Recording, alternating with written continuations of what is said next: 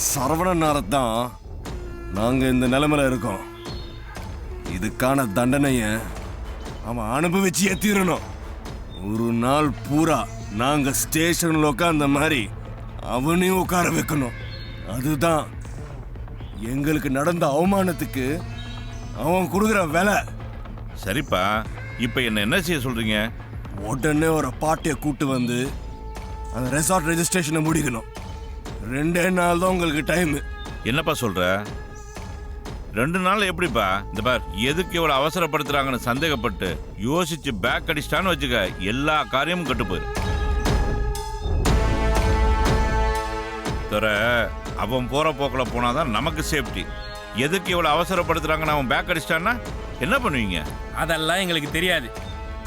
2 நாள்ல ரெஜிஸ்ட்ரேஷன் நடக்கணும். ஃப்ராடு பண்ணி ஒரு இடத்த வித்துருக்கான்னு அவன் அரெஸ்ட் ஆகணும். அதான் எங்களுக்கு இப்போ தேவை.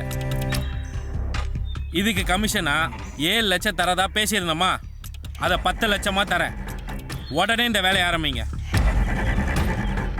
அண்ணா, எங்க அப்பா பத்தி உங்களுக்கு நல்லாவே தெரியும்.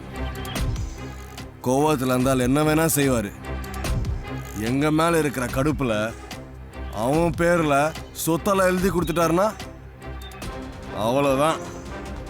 அதுக்குள்ள அவன் ஒரு ஃப்ராடு, ஏமாத்தக்காரன்னு அவருக்கு புரிய வைக்கணும்.